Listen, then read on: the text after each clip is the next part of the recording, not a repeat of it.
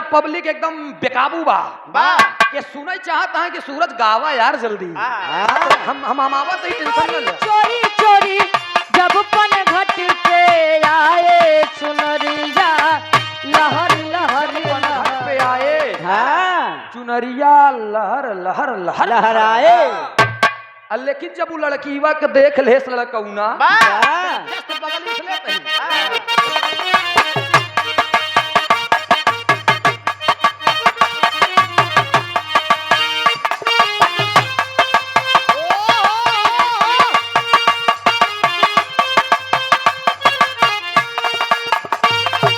क्या बात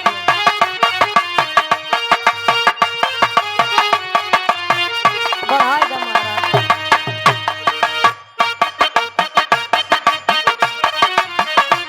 hello hello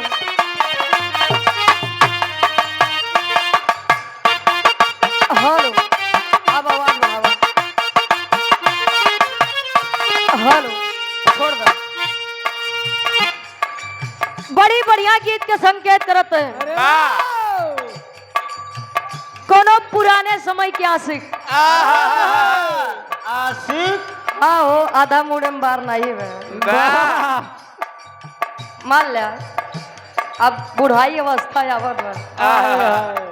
ऐसा नहीं बा कि काका दादा अरे प्रेम नहीं करे रहे। इसमें किए रहे कैसे हो खुरपी से निशान लगाए प्रेमी अपने प्रेमिका बदे कहे का कहे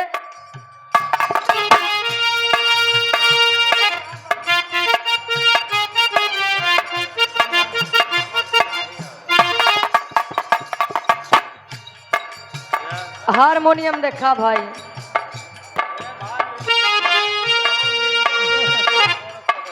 गांव की गोरी चोरी चोरी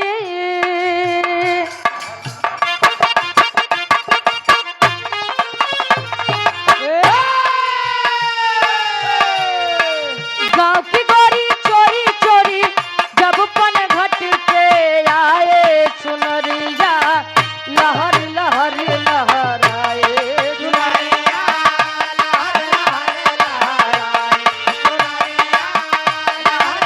क्या बात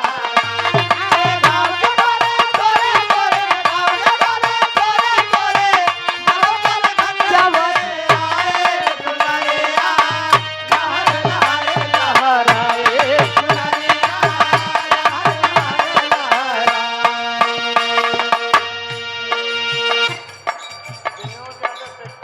माध्यम से अपने बीड़ा वादनी सरस्वती माई से अरदास करे फरियाद करे। अरे वाह जगरे कृपा से ही मंच मिला। कहे कैसे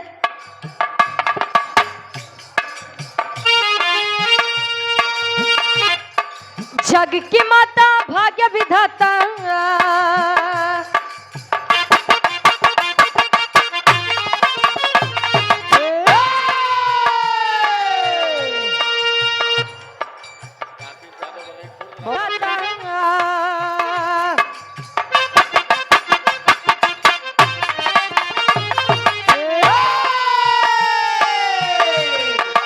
जग की माता भाग्य विधाता लाज तू हमारी बचावा हे मैया महफिल में आके गवावा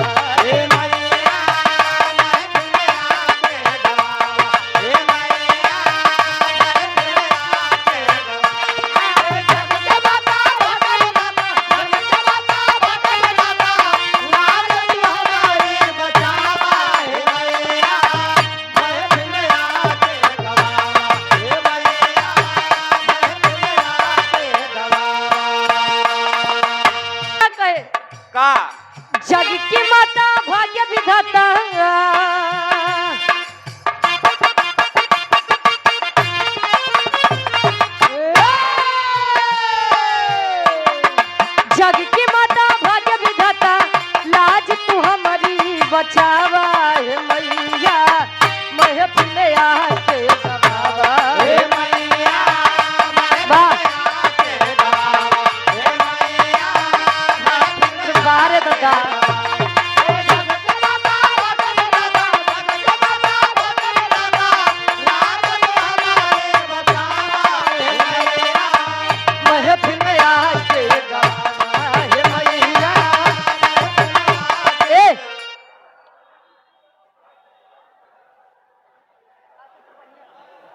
आज से पूर्व बढ़िया क्या आप ग्राम प्रधान साहब आदरणीय परम सम्मानित फूलचंद यादव जी गार्जियन जी के द्वारा इस भाव को समझते हुए 500 रुपए का महान आशीर्वाद चरणों में कोट कोट नमन है। आशीर्वाद के चारे के बच्चे अपनी कला में कामयाब रहे। अंतरात के पहले अंताल में बिटिया कहे माई शुरुआत या पैसे बा अंत या पैसे बा तू चाहत तो गवावा ना चाहत तो ना गवावा। जैसे हर महफिल में आई के लाज बचाऊ भवा ने वैसे आवा माई वैसे ना आज आप पवन पवित्र ऐतिहासिक धरा पे आवा आवा कहे का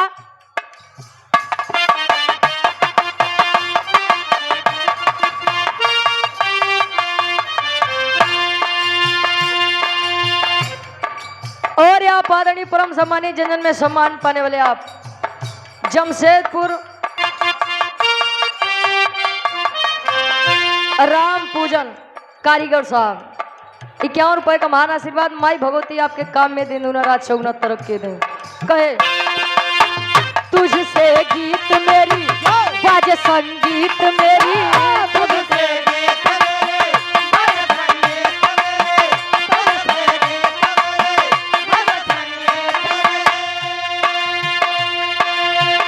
कोई ना है हमारा माँ तू है सहारा कोई ना है हमारा माँ तू है सहारा कोई ना है हमारा माँ तू है सहारा। ज्ञान बतावा राह देखावा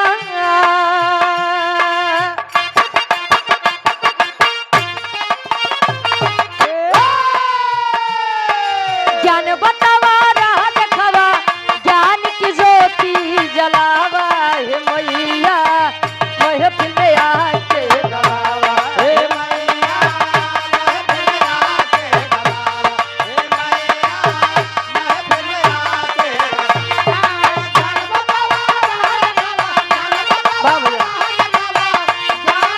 आके गवावा हे मैया महफिल में आके हे मैया महफिल में आके गवावा हे मैया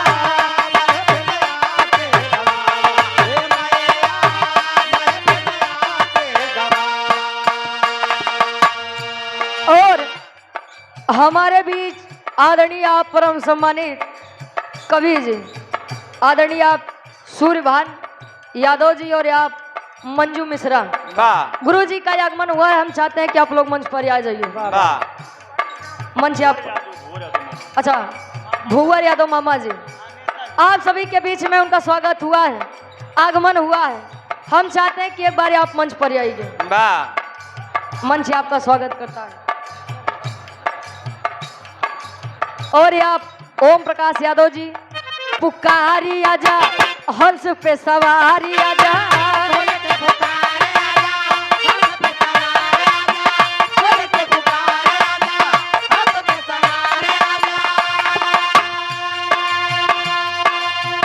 पाँव पकड़ती हो विनती करती हो पाँव पकड़ती हो विनती करती हो पाँव पकड़ती हो विनती करती हो।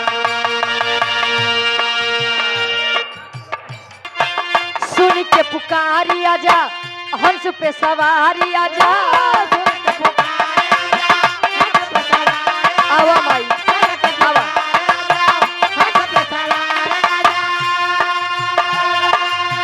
पाँव पकड़ती हो विनती करती हो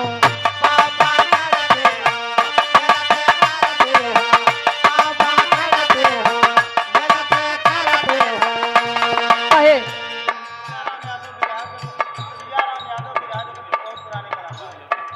करे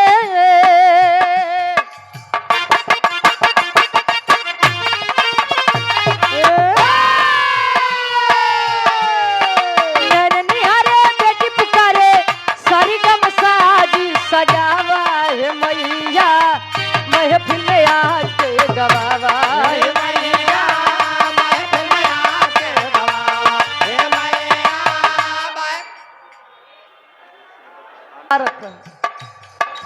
नर निहारे बेटी पुकारे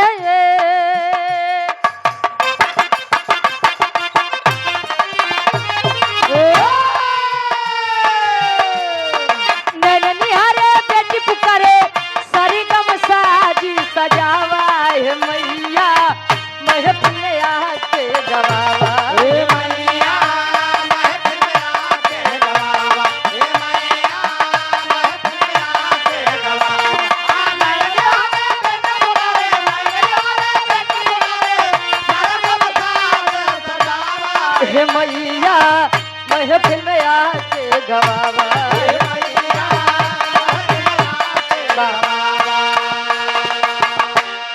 चोरी जब पनघट पे आए हाँ चुनरिया लहर लहर लहर लहराए लेकिन जब वो लड़कीवा के देख लेस लड़कौना वाह जस्ट बगल से लेत ही हाँ जब वो लड़कीवा के लड़कौना देख लेस तो ऊ घरे जाए के कहत बा, अरे यार आए है एका देख के हमार दिल धड़कैला वाह घरे जाए के उही से हमार बंधनक शुरुआत बा आवा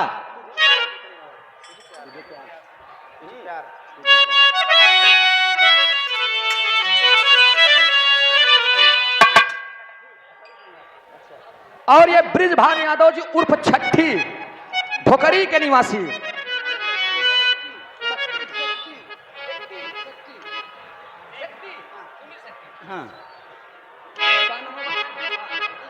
ब्रिजभान शेट्टी भैया की तरफ से ढोकरी की धरती से ही 500 रुपया का पुरस्कार देकर हौसला अफजाई किए हैं। आपके श्री चरणों में कोटि कोटि नमन बा प्रणाम बा। देखा ही हमार पब्लिक एकदम बेकाबू बा ये सुनई चाहता है कि सूरज गावा यार जल्दी हम आवा तो ही टेंशन न ले आवा। अरे ले दा पैसवा हो पैसवा खातिर तो आई है भाई बनवारी लाल पूर्व बीडीसी 1 मिनट अगर चिल्लावे तो सब मजा खराब हो जाइए। हाँ बनवारी लाल पूर्व बीडीसी 100 रुपया का पुरस्कार। नमस्ते भैया प्रणाम बा। ढेर जने हमें बैठा है सम्मानव करे बा लेकिन पहले तोहका लोग के संतुष्ट कई लई जब तू लोग इत्मीनान से बैठ जाए तब एक एक जने बुलाऊ। आवा मास्टर साहब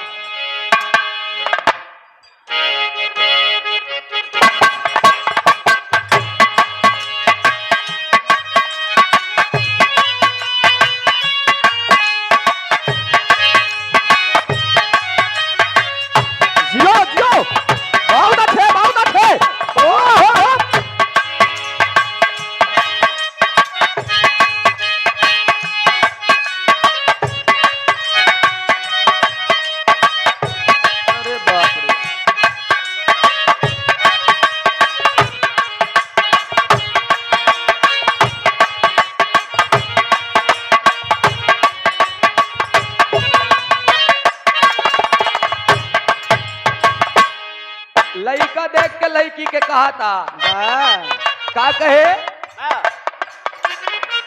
चल जाओ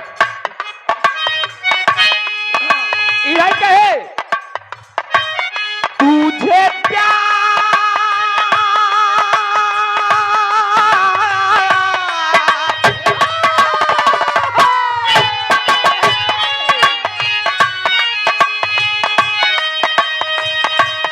तुझे प्यार से देखने वाला और बच्चे तैयारी में लगाने ड्यूटी